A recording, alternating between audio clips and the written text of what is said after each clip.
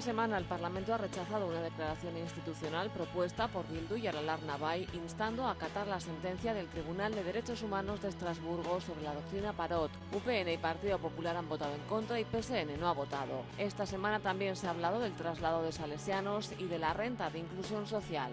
En nuestro tiempo para la entrevista charlaremos con el parlamentario de UPN, Jerónimo Gómez. Combina su actividad en la Cámara Legislativa con su trabajo como alcalde de Los Arcos. Con él hemos hablado sobre la posible externalización del circuito y sobre la reforma del mapa local.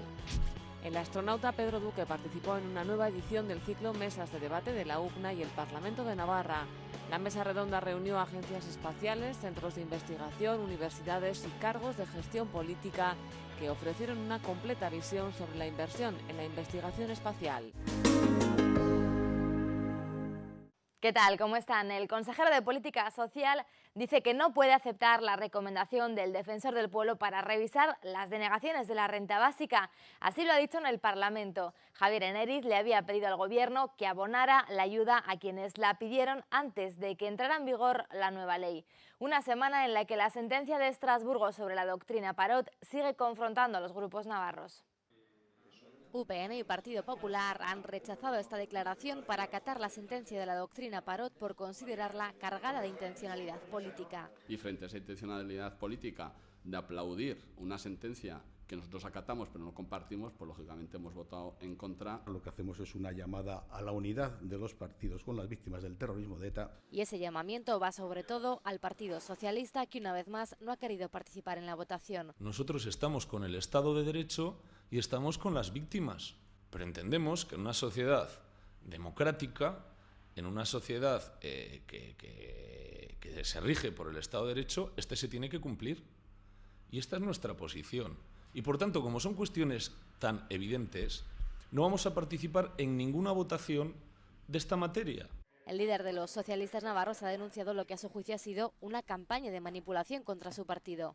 ¿Alguien puede decir en su sano juicio de no ser llevado por el odio, que el Partido Socialista está al lado de los verdugos? Solo los proponentes, Bildu y Aralar, además de Izquierda Esquerra, han apoyado esta declaración institucional. Nuestra intención en este sentido era remarcar y subrayar el compromiso con los derechos humanos. Me parece un verdadero escándalo el que a estas alturas UPN y PP hayan votado en contra de acatar lo que ha decidido el Tribunal Europeo de Derechos Humanos. Las sentencias son pues de obligado cumplimiento y hay que acatarlas. Y en este caso nosotros además apoyamos el contenido de esta sentencia. La declaración institucional llevaba un segundo punto en el que se pedía al Parlamento que se mostrara favorable al cumplimiento de todas las recomendaciones de Amnistía Internacional.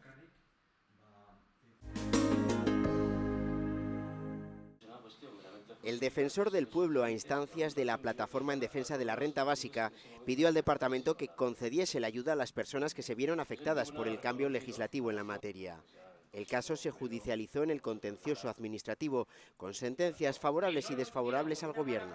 Que de las sentencias recibidas hasta la fecha, no todas, insisto, no todas han sido favorables a los demandantes. Por lo cual, no es posible afirmar que a todos los solicitantes les hubiese correspondido percibir la renta básica. Y porque, por otro lado, quienes amplían el resto de requisitos y han solicitado la renta con posterioridad, la tienen o la han tenido en algún momento, por lo que no se puede afirmar que estos solicitantes hayan quedado sin protección. La oposición quiere que el Departamento cumpla con las obligaciones que contrajo antes del cambio de la ley y que no aproveche la falta de denuncias para ahorrar dinero. Es un expediente que creemos que muestra la cara injusta e insolidaria de una administración y de un departamento que tenía que ser paradigma justamente de todo lo contrario.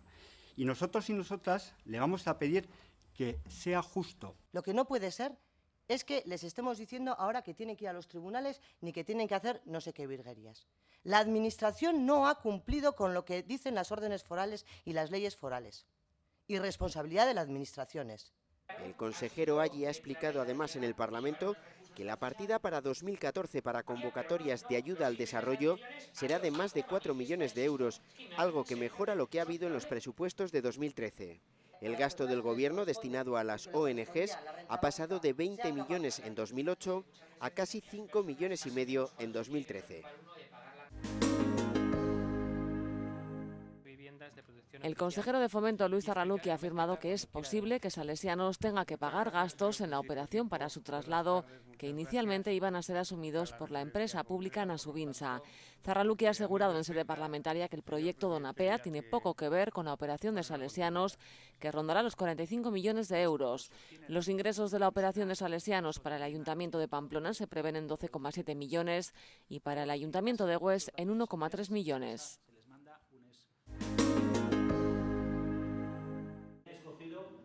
El Parlamento de Navarra ha acogido la presentación del informe 2011 sobre protección jurídica de las personas con discapacidad en España. Se trata de una memoria que, elaborada por la Fundación Derecho y Discapacidad, analiza la aplicación de la Convención Internacional sobre los Derechos de las Personas con Discapacidad, cuyo contenido, según ha recordado Alberto Catalán, la Cámara se comprometió a difundir en septiembre de 2008. El informe contiene una reflexión sobre el impacto que la aguda crisis del momento está ocasionando en las personas con discapacidad y sus familias. A su vez, incorpora un análisis cualitativo de las reformas e iniciativas que atañen a la discapacidad en los diferentes sectores de nuestro ordenamiento legal. Hoy en nuestro tiempo para la entrevista charlamos con el parlamentario de UPN, Jerónimo Gómez, con quien hemos hablado de los últimos acontecimientos que han enfrentado a UPN y PSN y sobre los efectos que pueden tener en la vida parlamentaria. Bueno, yo espero que no afecte, ¿no?, por el bien de Navarra. La verdad es que hemos entrado en una dinámica que para mí es muy mala, ¿no? Si queremos pensar en Navarra, en la situación actual, sobre todo, y pensando todo el mundo en la situación de crisis y el desempleo, pues tenemos que llegar a acuerdos. Yo no lo veo fácil, creo que debemos evitar cualquier tipo de crispación y bueno, lo que ha pasado estos días yo creo que no es positivo para nadie. Lo que a mí me llega es que no se entiende, y no se entiende porque, bueno, parece que al final pensamos más en nuestros propios partidos que en el interés general, ¿no? Y entramos, como he dicho, en una dinámica de enfrentamiento que no nos lleva a ningún lugar. Es decir, ahí están los problemas, no somos capaces de solucionarlo, tendríamos que unir fuerzas y yo creo que hay que ceder a las dos partes, y si no es muy complejo. Jerónimo Gómez compagina su actividad como parlamentario con su trabajo como alcalde de Los Arcos. Hemos querido conocer su opinión sobre la posible externalización del circuito de Navarra anunciada por el Ejecutivo. Bueno, yo como alcalde sigo defendiéndolo y lo defenderé, ¿no? Porque bueno, yo me impliqué desde el principio como alcalde en lo que fue la gestión de todo lo que eran permisos para que ello se pudiese llevar a cabo, y sigo pensando que es un activo muy importante para Los Arcos, la comarca y Navarra. ¿Y por qué lo digo? Bueno, pues porque está demostrado que a pesar de la crisis, pues sí que está generando actividad, probablemente no toda la que se esperaba, y que tiene que ser gestión directa, o sea, o pública o privada, pues yo no sabría decirlo. Lo que sí sé es que es una inversión realizada, que entiendo que en estos momentos se está utilizando, pues porque ha llegado un momento de crisis, como un ariete político, en la que lejos de aportar se intenta destruir, cuando es una inversión realizada que hay que amortizarla, es propiedad del gobierno, y si se cierra, pues flaco favor hacemos a nada, ¿no? ¿Por qué? Porque hay que seguir pagándola, y creo que, aunque sea de una forma indirecta, en estos momentos ya está generando recursos, ¿no? El otro día nos presentaban aquí en el Parlamento los datos económicos, y de impuestos directos pues ha generado 1.400.000 euros. Ya no hablo de otro tipo de dinero o de recursos que en principio hablan de 10 millones de euros. Bueno, aquí no se valora, o no somos capaces de valorar, porque se utiliza más que todo como argumento político en contra, en este caso, del gobierno, lo que en otros circuitos se valora, ¿no?, que es la actividad y lo que genera en el entorno. Considera que la cercanía del circuito con La Rioja no ha sido algo negativo para el retorno económico que ha tenido esta infraestructura para la economía navarra. Bueno, yo creo que se ha utilizado más como argumento de desacreditar el circuito, también es verdad que es la comunidad que más aporta. Visitantes, usuarios del circuito, cuando hay algún evento, allí, pues bueno, La Rioja es uno de los lugares que más aporta. Entonces, es que por ese criterio en las zonas fronterizas nunca tendría que haber nada, porque lo mismo pasa con la industria o con otro tipo de actividades, pero es hacia un lado y hacia otro. Entonces, bueno, yo creo que la ubicación se analiza, y se analiza en base a un lugar donde tiene unas excelentes comunicaciones, donde tenemos la AP68 a pie de Los Arcos, que tenemos la autovía del Camino, que estamos a 60 kilómetros de Vitoria, que estamos a 60 kilómetros de Pamplona, que estamos a 25 de Logroño, que estamos a hora y media de Bilbao o a una hora y media de San Sebastián. Y sobre todo algo que se había valorado, que en el norte de Navarra no existía un circuito, y de hecho así se ve, ¿no? Desde Asturias, Cantabria, que son zonas donde bueno, son muy aficionados, continuamente hay gente que viene, ¿no? Y además de todos los de Francia. Los franceses son unos usuarios del circuito, bueno, que vienen y dejan recursos. En el Parlamento se ha creado una ponencia para estudiar la reforma de la administración local y se ha dado un plazo de 1 mes y medio. Se ha marcado un plazo de mes y medio. Yo la perspectiva que veo es que nos tenemos que poner de acuerdo, ¿eh? Bien es verdad que está la ley básica que aprueba el Estado, que creo que muchos de sus criterios no son aplicables en Navarra, pues nada más que el tema de las poblaciones de más de 20.000 habitantes. Si fuese así, Navarra quedaría limitado a Pamplona, Tudela y Barañáin. Eso es inviable aquí, y yo creo que todo el mundo lo entiende. Y además el concepto de mancomunidades. En Navarra yo creo que ha sido un ejemplo de buen funcionamiento de mancomunidades. Bien es verdad que han proliferado en exceso y habrá que reducirlas. Y reducirlas conlleva el hacer mancomunidades más potentes, donde pues bueno, multitud de lugares, como pasa en el caso mío de Los Arcos, pues estamos perteneciendo a 3 o 4 mancomunidades diferentes. Pues yo no le veo mucho sentido, probablemente será más importante, sobre todo luego para que estos recursos, que no son muchos, son escasos estos momentos, podamos, digamos, el tener eficacia y eficiencia con ellos, ¿no? Entonces sería bueno que una gran mancomunidad, por ejemplo en Tierra Estella o Tudela o cualquiera de esas otras merindades, si vamos a antiguas merindades, sería muy importante el agrupar allí, ¿no? Porque además, bueno, todos esos recursos humanos los podríamos utilizar de muchísima mejor manera. Es histórico, ¿no? Y yo creo que tiene que quedar un tema muy claro, ¿no? Que desde UPN además defendemos, que es que aquí no desaparece ningún pueblo, que es que yo creo que se ha vendido ese tema o se ha transmitido mal, y bueno, ni concejos ni ayuntamientos pequeños van a desaparecer.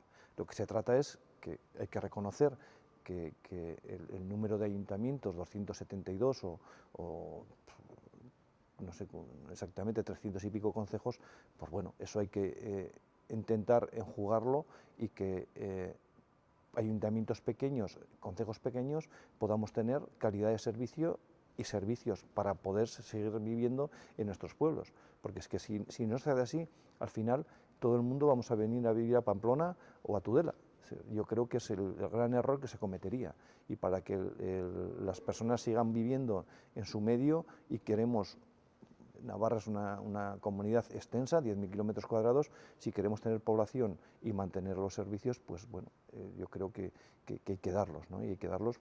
Bien, es verdad que no es posible todos, pero sí los básicos. Cada pueblo va a tener su ayuntamiento, o su concejo va a tener su presidente de concejo o presidente de concejo, y lo que se trata es que esos recursos que tenemos, pues gestionarlos mejor, y para ello hay que agruparlos. Bien, es verdad que habrá cosas que habrá que decidir, y que yo estoy de acuerdo. Hemos cometido muchas barbaridades en épocas de recursos, como por ejemplo que todo el mundo tenemos un complejo polideportivo, etcétera, etcétera, ¿no? Bueno, pues yo creo que esos temas tienen que quedar muy claros, que si uno quiere unas piscinas cubiertas, pues habrá una masa crítica mínima necesaria de población para que eso sea viable. No se puede construir una piscina cubierta, por poner un ejemplo, en cada pueblo, y si es necesario, y esos datos habrá que calcular, los 15.000 habitantes, pues tenemos que ser capaces de agruparnos y que exista una instalación de ese tipo para esos 15.000 habitantes. Porque es que si no, bueno, cometeremos el mismo error que hemos cometido todos estos años. Una reforma que podría adelantarse a la que plantea el Gobierno central y con la que no comparten algunos aspectos. Bueno, probablemente ese tema que se ha hablado de mancomunidades, que yo no estaban de acuerdo, y el otro, el tema de la población. O sea, yo creo que son 2 conceptos muy importantes para lo que luego tienes que plantear aquí. Porque claro, aquí eso no cabe, es decir, aquí las poblaciones son muy pequeñas, con lo cual tendería a desaparecer todo, dependeríamos de 3 poblaciones en concreto, el resto de ayuntamientos, ¿no? Entonces, bueno, yo creo que eso, con lo que se ha aprobado, o sea, que se ha admitido dentro de la ley básica, pues yo creo que eso está cubierto y que no va a pasar. ¿Y por qué es bueno? Pues bueno, porque creo que sería un ejemplo de que somos capaces de llevar adelante el proyecto antes de que se apruebe el otro. aunque sí que habrá temas que había que aplicar aquí. Y luego hay un tema muy importante, que es el más importante, ¿no? Que a todo eso hay que darle financiación, si no cometeremos el mismo error. Es decir, si se le obliga o tiene funciones los ayuntamientos de dar ciertos servicios, habrá que financiarlos. No puede ser como hasta ahora, que se planteaba un servicio, llámese 0,3 años, en el que se decía que se financiaba 33, en un momento determinado de crisis no se puede seguir financiando así y los ayuntamientos tienen que seguir financiando eso, con lo cual entran en una absoluta inviabilidad. Entonces, bueno, yo creo que hay que valorar eso, quién lo tiene que dar, quién no lo tiene que dar, o los servicios sociales, y en base a eso financiarlos.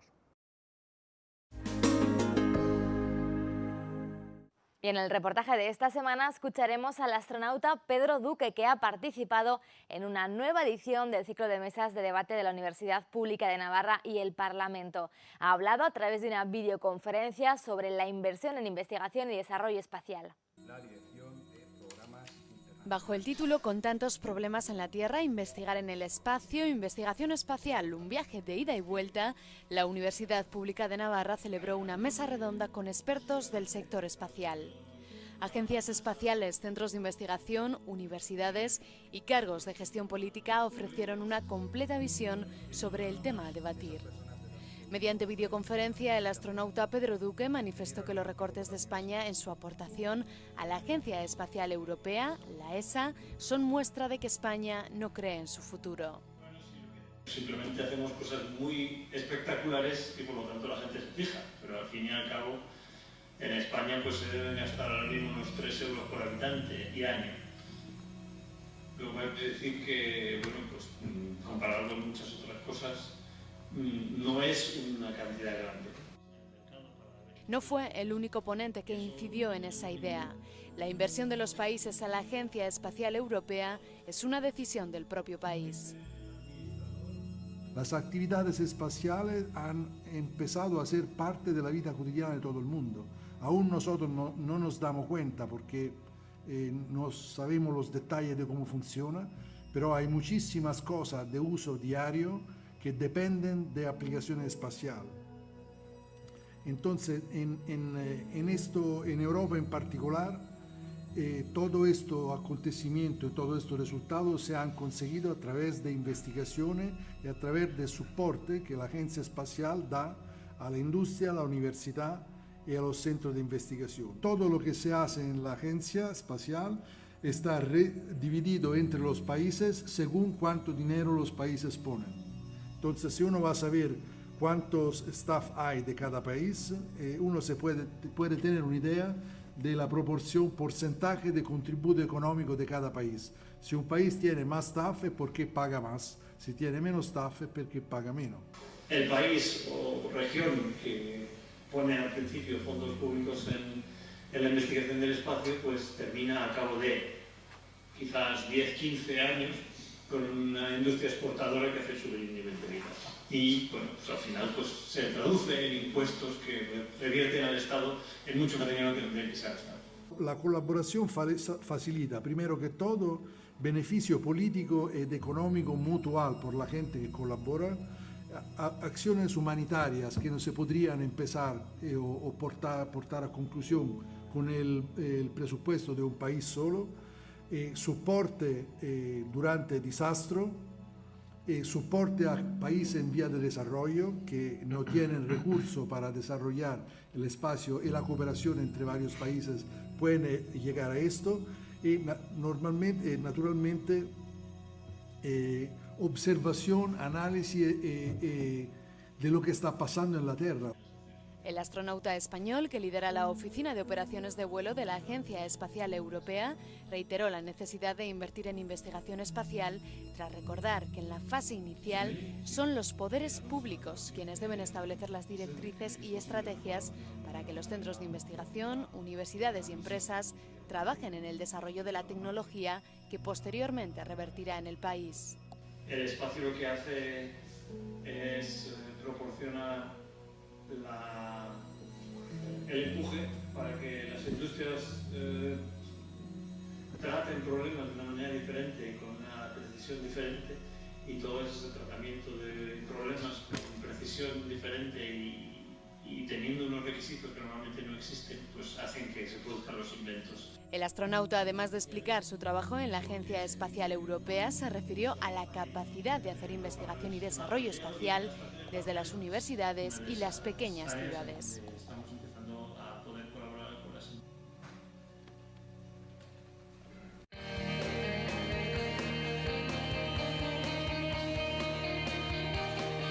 La semana comenzará con la mesa y junta de portavoces, donde se tratará una petición de Izquierda a Esquerra para que el consejero de Políticas Sociales informe sobre la externalización de la gestión del circuito de Navarra.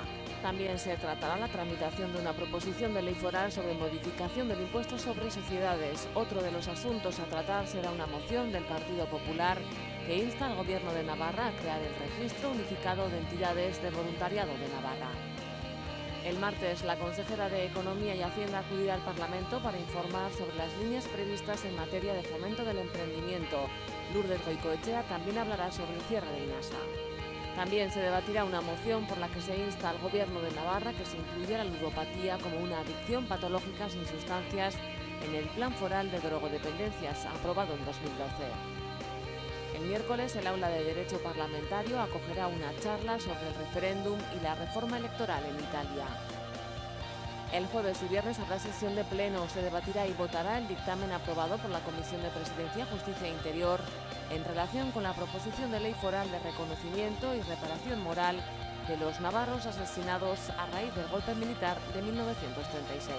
También se llevará a cabo el debate y votación de la moción por la que se insta al Ejecutivo a buscar alternativas para que personas afectadas por enfermedades crónicas graves no tengan que pagar los medicamentos. Y para contarles todo eso, les espero aquí, puntuales a nuestra cita con la actividad parlamentaria la semana que viene. No falten. Adiós.